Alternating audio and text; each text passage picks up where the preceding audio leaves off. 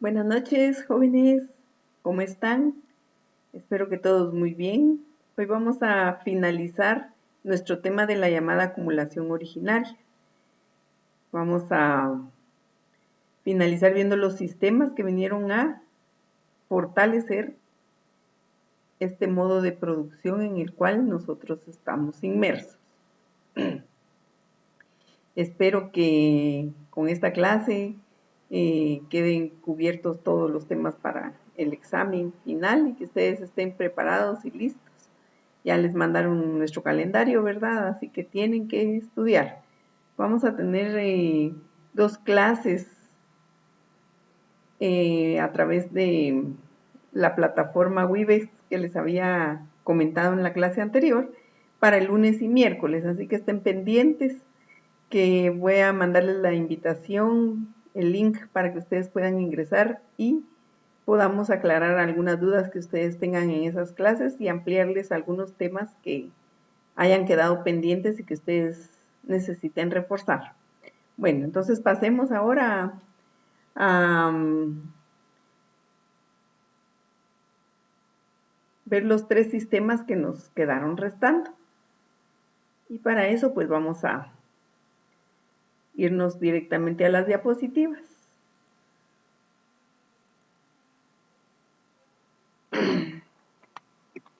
La llamada acumulación originaria, y en la clase anterior vimos la génesis del capitalista industrial, cómo surgen los primeros capitalistas industriales. Y también explicamos algunos hechos que señalan el nacimiento de la era de producción capitalista. Entre ellos abordamos lo que es el sistema colonial y cómo las guerras comerciales fortalecieron todo este sistema colonial, fortalecieron todo este sistema capitalista en Europa y pusieron los cimientos del modo de producción capitalista. Hoy continuaremos con los otros sistemas que fortalecieron este modo de producción, entre ellos el sistema de la deuda pública, el moderno sistema tributario y el sistema proteccionista. El sistema de la deuda pública, ¿verdad? Muy en boga ahorita, todo lo que es deuda pública en el ambiente, a nivel mundial, no solo a nivel de nuestro país, ¿verdad? Sino que la deuda pública está ahorita en el ambiente principalmente por la pandemia del COVID-19. Veamos entonces cómo desde inicios de este sistema capitalista, este sistema de deuda pública vino a fortalecer este modo de producción. La deuda pública no es más que un sistema de crédito público, o sea, deuda del Estado. Ustedes saben que el Estado funciona por los ingresos que recauda a través de la política fiscal. En nuestro sistema, pues, el presupuesto de ingresos del Estado está establecido a través de los impuestos directos y los impuestos indirectos. Los impuestos indirectos son aquellos que fortalecen el ingreso del Estado. ¿Y cuáles son estos impuestos indirectos? Son todos los que la mayoría en nuestro país pagamos, ¿verdad? Todos en nuestro país pagamos impuestos directos que están principalmente a través del IVA, el impuesto al valor agregado que ustedes conocen. Cualquier producto que ustedes compren en el mercado lleva implícito un 12% de impuesto. Para que eso llegue al Estado tenemos que pedir factura. Por eso, por favor, jóvenes, ustedes todas las compras que puedan pedir factura, pídanla, porque ese dinero, si no llega al Estado, se queda con la persona que les vende el bien final, ¿verdad? Entonces, por favor, tenemos que contribuir para que se fortalezca un Estado y no recurra a deudas por déficit en la recaudación fiscal.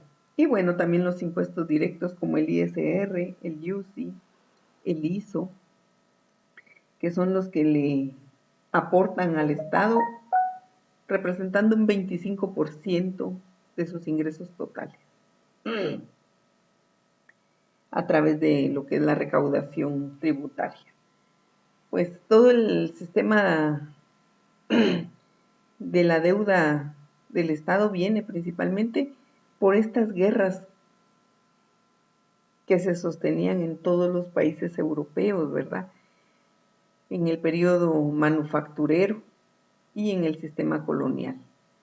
A través del comercio marítimo y guerras comerciales, vinieron a estimularse que los países se endeudaran.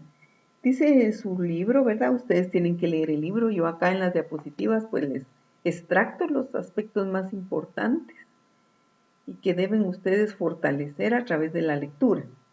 Entonces dice su libro que la deuda pública inicia en Génova y Venecia durante la Edad Media incluso, ¿verdad? En ese periodo de transición en que se denomina Edad Media baja, ¿verdad? Cuando ya está decayendo la Edad Media, ahí surgen una serie de conflictos bélicos entre los países europeos y Génova y Venecia, que son puertos que se mantenían en constante comercio, pues tienen los recursos para prestarle a estas potencias en ese momento. Y eso fortalecía los sistemas en las colonias, ¿verdad? Vamos a ver cómo los acreedores del Estado no entregan nada. O sea, los que le prestan al Estado, los que le dan el dinero, realmente lo que le entregan son títulos de deuda pública, que son negociables y que desempeñan el papel del dinero. La deuda pública impulsó tanto a las sociedades anónimas, al tráfico de efectos negociables de todo género, como el agio, la lotería, la bolsa y la moderna bancocracia. Es como ahorita, ¿verdad? Parte de la deuda pública que acaba de contraer el Estado, ¿a quién va a ir a dar? A través de préstamos a empresas. Ahí dice, ¿verdad? Que hay un porcentaje de esa deuda que a través del CHN se les va a otorgar a empresas que quieran financiarse, ¿verdad? Entonces, no es nada nuevo, es algo que viene desde el siglo XVII, siglo XVIII. Entonces, al nacer los grandes bancos disque nacionales, ¿verdad? Fueron solo sociedades de especuladores privados que cooperaban con los gobiernos, entre comillas, ¿verdad? Porque a cambio de darle dinero a los gobiernos con préstamos, que además llevaban cargados los intereses, ¿verdad? El gobierno les daba también privilegios a todos estos agiotistas, a todos estos prestamistas, y los principales usureros en este momento pues eran los grandes bancos, ¿verdad?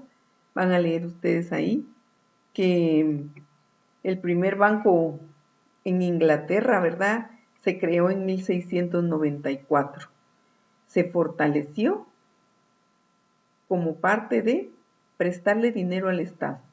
La acumulación de la deuda pública se mide infaliblemente por el alza progresiva de las acciones de estos bancos. Claro, ¿quiénes son los primeros que le van a prestar acá a nuestro país ante esta necesidad por la pandemia del COVID-19?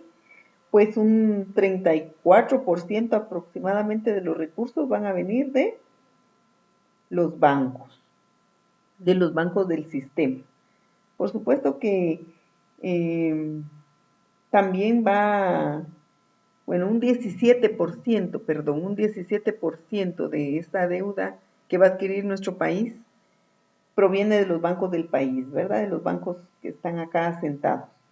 Un 38% viene de los bonos que va a emitir el Banco de Guatemala. El Banco de Guatemala también emite bonos, que son estos documentos, ¿verdad? Que vimos negociables, que tienen el respaldo del Estado. Y pueden adquirirlo las personas que estén en la capacidad de adquirir esos bonos que van a ser emitidos probablemente a tiempos fijos establecidos, plazos establecidos, ya intereses establecidos a cierto tiempo. y un 45% de esa deuda aproximadamente puede hacer que sea financiada por las instituciones internacionales, los entes financieros internacionales como el Banco Interamericano de Desarrollo, el Banco Centroamericano de Integración Económica, el Banco Mundial, bueno, varias instituciones internacionales que proporcionan ese endeudamiento a nuestros países, ¿verdad? Como la deuda tiene que ser respaldada por los ingresos del Estado, que como ya dije, esos ingresos, esos préstamos tienen que cubrir intereses anuales. El sistema de los empréstitos públicos tenía que tener forzosamente su complemento en el moderno sistema tributario. Entonces esa recaudación de impuestos también, ¿verdad? Se promueve desde que se asientan las bases del modo de producción capitalista durante esta fase que se llama la llamada acumulación originaria. Esta llamada acumulación originaria se viene a fortalecer no solo con el sistema de la deuda pública, sino con ese moderno sistema tributario. Un sistema que garantice que el Estado va a recuperar los fondos que le van a permitir el cumplimiento de sus compromisos de deuda pública. Los empréstitos permiten a los gobiernos hacer frente a gastos extraordinarios y sin que el contribuyente se dé cuenta, provocan recargo en los tributos. Entonces nosotros ahorita pues no lo estamos viendo, ¿verdad? El dinero llegó o está llegando a través del Ministerio de Finanzas y va a ser distribuido a las instituciones del Estado. Y nosotros, durante el tiempo que tengan los plazos vigentes de los contratos de la deuda, vamos a tener que pagar con nuestros impuestos, que ya dije, ¿verdad? A través de el IVA, el combustible que utilizamos para los vehículos, las bebidas que consumimos, hay un impuesto del tabaco, todo eso llega directamente al Estado a través de nuestros impuestos indirectos. Y los impuestos directos, ¿verdad? Principalmente todos los que en la clase media recibimos un salario, va implícito un ISR que debemos de pagar anualmente, ¿verdad? Por nuestras rentas, el impuesto sobre la renta, por los ingresos que tenemos a través de nuestro salario, la mayoría, pues pagamos un impuesto. Y las empresas, por supuesto, ¿verdad? Que ustedes ven, como siempre pelean por pagar menos impuestos. Tanto es así que dentro de las solicitudes que tienen para el Estado es que les amplíen los plazos, que se suspendan incluso, ¿verdad?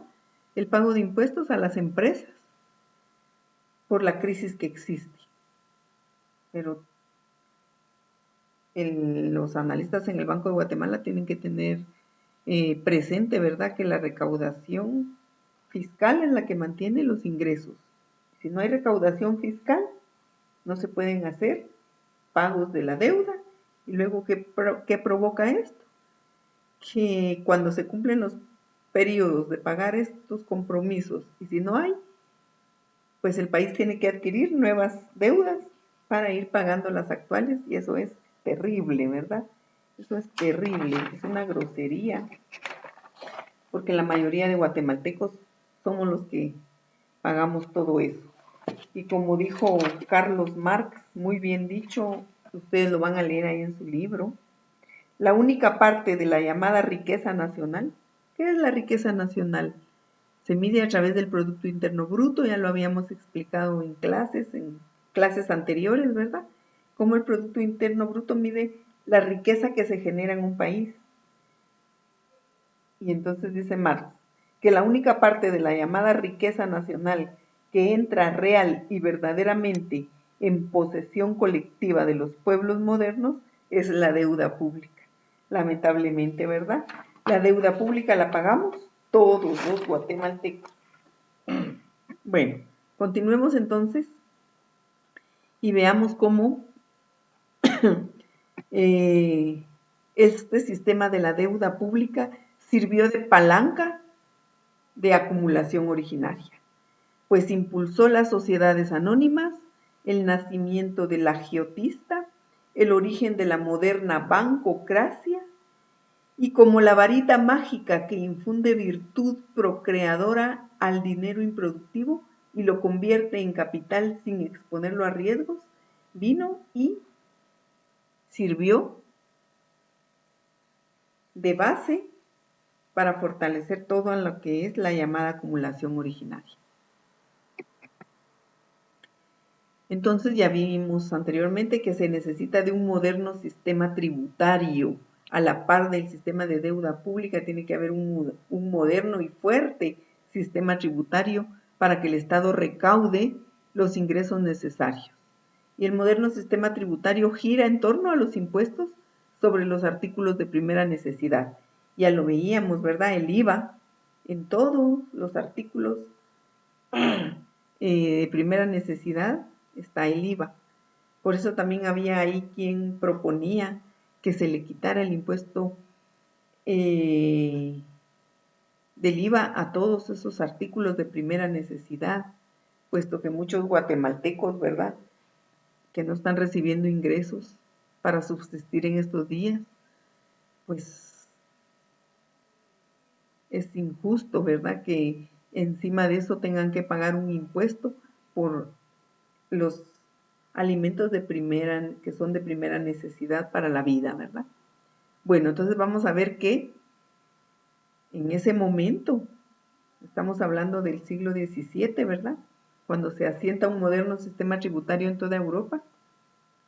Este moderno sistema tributario gira en torno a los impuestos sobre los artículos de primera necesidad y por tanto a su encarecimiento, y lleva en sí mismo el resorte propulsor, lo que le da impulso para que vayan creciendo automáticamente. Vamos a ver que Holanda fue el primer país donde se puso en práctica un moderno sistema tributario. Por cuanto que dice que Holanda de 1701 a 1776 fue uno de los países que le prestó grandes cantidades de dinero a Inglaterra, porque Inglaterra estaba en constantes guerras, ¿verdad? Y principalmente con Francia. Entonces Holanda lo financiaba. ¿Por qué? Porque Holanda ya había perdido ese impulso comercial e industrial. Se había quedado muy atrás de los otros países a comienzos del siglo XVIII. Entonces, uno de los mecanismos para afianzar el capitalismo era a través de la deuda pública. Entonces se endeudaba a Inglaterra, lo mismo que en los tiempos que Carlos Marx escribía La acumulación originaria, ¿verdad?, en 1860. Inglaterra le prestaba grandes cantidades de dinero a Estados Unidos para cimentar las colonias que se vinieron a asentar, y todo ese dinero que provenía de Inglaterra, dice, ¿verdad?, provenía de la sangre infantil. Vamos a ver eso más adelante. Sigamos viendo ahora que el encarecimiento excesivo de los artículos no es un episodio pasajero, sino el principio. Al reforzarse la eficacia expropiadora de este mecanismo, contribuye al sistema proteccionista, que es una de las piezas que lo integran. Entonces, a la par de un sistema de deuda pública, también tenemos un sistema tributario. Y a la par de estos dos, el sistema proteccionista, que es el otro sistema, ¿verdad?, que vino a servir de acicate directo para que se fortaleciera el modo de producción capitalista. Entonces veamos.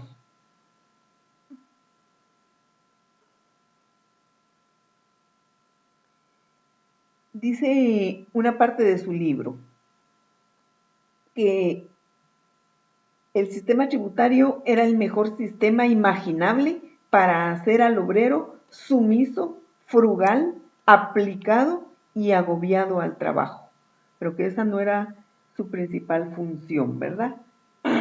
Y entonces a la par de este sistema tributario venía el sistema proteccionista. Miremos entonces que la deuda pública y el sistema fiscal en relación a la capitalización de la riqueza y en la expropiación de las masas ha sido considerada por autores de tipo capitalista, ¿verdad? Para justificar la miseria de los pueblos modernos. O sea que estos autores lo que dicen es que la miseria de los pueblos modernos viene dada por toda esa deuda pública y el sistema fiscal. Cuando Marx considera que es erróneo ese análisis, ¿verdad? Porque ustedes saben que Marx dice que la pobreza de las mayorías, ¿verdad? La miseria de los grandes pueblos surge por todos los elementos, no solo por estos, ¿verdad?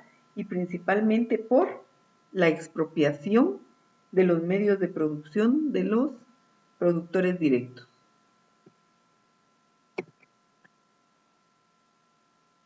Veamos entonces este sistema proteccionista. El sistema proteccionista, dice Marx, que fue un medio artificial para fabricar fabricantes, expropiar a obreros independientes, capitalizar los medios de producción y de vida de la nación y abreviar el tránsito del antiguo al moderno régimen de producción. Los estados europeos pelearon su patente y la aplicaron a su propio pueblo y a los otros con la carga indirecta de los aranceles protectores y el peso directo de las primas de exportación. En los países secundarios sometidos se exterminó violentamente toda la industria. Entonces veamos. Primero aclaremos un poquito qué son los aranceles. Ustedes saben que los aranceles son impuestos que se colocan a todos los productos que ingresan a nuestro país, todas las importaciones que ingresan a nuestro país y que son de otros países. Entonces son impuestos de importación. Lo paga todo aquel artículo que ustedes compran y por eso ven que es más caro cuando ustedes compran un producto extranjero. Lo hacen para proteger la industria nacional. Y ahí van a encontrar ustedes que en Inglaterra, por ejemplo, se protegía tanto la industria nacional de Inglaterra que lograron que quebraran muchas manufactureras laneras de Irlanda, puesto que sus manufactureras no podían exportar sus productos en igualdad de condiciones, ¿verdad? Con estos aranceles no podían competir y por lo tanto fueron sometidos y se exterminó violentamente toda la industria de estos países a través de los aranceles. Era un sistema que protegía a un país de otro, como sucede actualmente, ¿verdad? Y entonces desde ahí surge también este sistema proteccionista. Entonces ya vimos el sistema colonial, el sistema de deuda pública, el moderno sistema tributario y el sistema proteccionista. El sistema colonial, la deuda pública, la montaña de impuestos, el proteccionismo y las guerras comerciales se desarrollaron en proporciones gigantescas durante los años de infancia de la gran industria. ¿Qué le llaman los años de infancia de la gran industria, verdad? Donde nacía a través de el cambio de las manufactureras a la gran industria, que a la par que se implantaba esa gran industria en Inglaterra, nacía una esclavitud infantil que estaba oculta. Y ustedes van a leer ahí en su libro cómo nace a la par de la industria el rapto de niños de los asilos en Inglaterra para martirizarlos y robarles el descanso, dice ahí literalmente, ¿verdad? Entonces, van a encontrar ustedes tres estados que les mencionan, ¿verdad? Tres ciudades de Inglaterra, Derbyshire, Nottinghamshire y Lancashire. Son tres, perdonen que no conozca bien cómo se pronuncian estos estados en Inglaterra, ¿verdad? Pero ustedes pueden leerlos ahí en su libro y van a encontrar estas tres ciudades de Inglaterra en donde hablan mucho más de el último estado, ¿verdad? Lancashire, en donde dice que las industrias iban a los asilos, principalmente de algunos conventos, y se llevaban a los niños. Muchas veces se los llevaban con engaños, ¿verdad? Diciéndoles a los frailes que los iban a tener bien, que les iban a dar su alimento, su vestido y que no iban a pasar penas ahí con ellos, pero realmente lo que necesitaba era mano de obra esclavizada, porque prácticamente eran niños, dice ahí, de 7 a 13 años, que se los llevaban disfrazados de aprendices.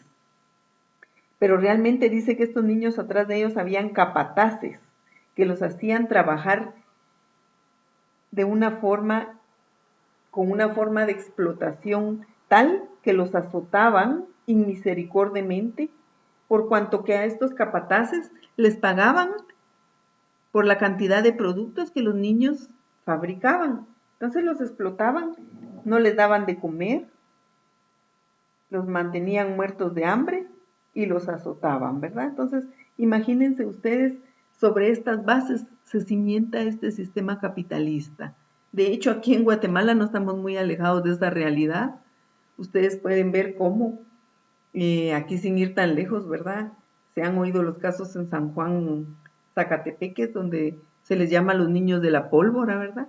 Que como tienen sus deditos finos y ligeros, los utilizan en muchas industrias que requieren de esta calidad de trabajo fino, y los que más que los dedos de los niños, ¿verdad? Y ustedes ven los desastres que han ocurrido en el manejo de la pólvora y que los niños resultan quemados, ¿verdad? Entonces eso no se acaba, eso no se acaba. La industria de la cohetería aquí en Guatemala descansa sobre las mismas bases, ¿verdad? En vez de que nuestros niños vayan a la escuela, que se cimienten sistemas de educación para acabar con este analfabetismo, que es la única base, ¿verdad? La educación, jóvenes, por eso sigan estudiando, porque solo sobre la educación puede salir adelante un país. Y en vez de eso, los niños, y ese es uno de los casos, ustedes los ven en los semáforos, explotados, esos niños que ustedes ven limpiando vidrios, pidiendo dinero, haciendo malabares. Atrás de ellos hay una red de explotación que los obliga a trabajar de esa forma, ¿verdad? Entonces no estamos muy alejados de la realidad. Probablemente en países como Inglaterra eso ya no sucede ni se ve, ¿verdad? Pero así nace la industria capitalista. Bueno, entonces es lamentable ver cómo dice que a la par que se implantaba en Inglaterra la esclavitud infantil, acá en América, ¿verdad? La industria algodonera servía de estímulo para convertir el régimen patriarcal de esclavitud de los Estados Unidos en un sistema comercial de explotación. Y ustedes leen ahí, ¿verdad?, cómo Holanda e Inglaterra, Liverpool, dice ahí, ¿verdad?, la ciudad de Liverpool en Inglaterra, basó sus cimientos también en la venta de esclavos negros traídos de África y los trasladaban a Estados Unidos, a todas aquellas fincas que ya habíamos hablado, ¿verdad? De los estados del sur que se dedicaban al cultivo de algodón para enviarlo como materia prima a Europa. Entonces era un sistema comercial de explotación basado en la esclavitud que se cimentaba en Estados Unidos, esclavitud infantil en Inglaterra, y esas son lamentablemente las bases de un sistema capitalista. Entonces la esclavitud encubierta de los obreros asalariados en Europa exigía la esclavitud en el Nuevo Mundo. para consumar el proceso de divorcio entre los obreros y las condiciones de trabajo, para transformar los medios sociales de producción y de vida en capital y la masa del pueblo en obreros asalariados pobres, se produjo artificialmente la historia moderna a través de todos estos sistemas que vimos y que coadyuvan en todo ese proceso de separación violenta del campesino de la tierra. Bueno, hay otro tema al final de la llamada acumulación originaria, que es la tendencia histórica de la acumulación capitalista, ¿verdad? En donde Marx dice que la acumulación originaria significa la expropiación del productor directo, como ya hablábamos, la destrucción de la propiedad privada basada en el trabajo. Y vamos a ver que la propiedad privada es opuesta a la propiedad social colectiva. Únicamente existe donde los instrumentos de trabajo y las condiciones externas de este trabajo pertenecen en propiedad a los particulares. En tanto que en la propiedad social colectiva tiene que haber una propiedad social de esos medios de producción. La propiedad privada del trabajador sobre sus medios de producción es la base de la pequeña industria y condición necesaria para el desarrollo de la producción social y de la libre individualidad del propio trabajador. Este régimen supone la distribución de la tierra y de los demás medios de producción y no su concentración, ya que ésta excluye la cooperación, la división del trabajo dentro del proceso de producción, la conquista y regulación social de la naturaleza y el libre desarrollo de las fuerzas sociales productivas. La centralización de los medios de producción y la socialización del trabajo llegan a un punto en que se hacen incompatibles con su envoltura capitalista. Conforme disminuye el número de capitalistas que usurpan y monopolizan el proceso de transformación, crece la rebeldía de la clase obrera, numerosa, disciplinada, unida y organizada por el mecanismo del mismo proceso capitalista de producción. No se restaura la propiedad privada ya destruida, sino una propiedad individual que recoge los progresos de la era capitalista. Una propiedad individual basada en la cooperación y en la posesión colectiva de la tierra y de los medios de producción producidos por el propio trabajo. La transformación de la propiedad privada fue un proceso muchísimo más lento, más duro y más difícil que el que pudiera hacer transformar la propiedad capitalista, pues descansa ya sobre métodos sociales de producción en propiedad social. Pero recuérdense que estos análisis los hizo Marx hace 200 años. Y hay otra lectura muy interesante que ya no es parte del examen, pero que yo se las recomiendo, ¿verdad? Que por lo menos la conozcan, que es El imperialismo, fase superior del capitalismo, del cual les he platicado, que escribió Vladimir Lenin, y que habla él ahí como todo este sistema capitalista como tal en nuestros días ya no es así, sino se ha vuelto un monopolio, ¿verdad? Ya no hay muchas empresas compitiendo, sino se han convertido en trusts, en cárteles, agrupando la producción, monopolizándola, ¿verdad? Y eso es dañino, así no se puede lograr nunca una producción colectiva en donde haya progreso social para todos. Bueno, jóvenes, les deseo suerte en su examen. Con esto ustedes ya estarían muy preparados leyendo, van a lograr ganar su examen final, yo lo sé, y como ya les había dicho al principio de clase, espero verlos el lunes a todos ahí en la red de Webex, Cisco Webex, en donde podamos hacer una clase virtual, podamos saludarlos, puedan plantear sus dudas y plantear qué temas quisieran que les reforzara para que hagamos otra última clase el miércoles 13 de mayo. Que tengan feliz noche y nos vemos la próxima semana. Hasta pronto.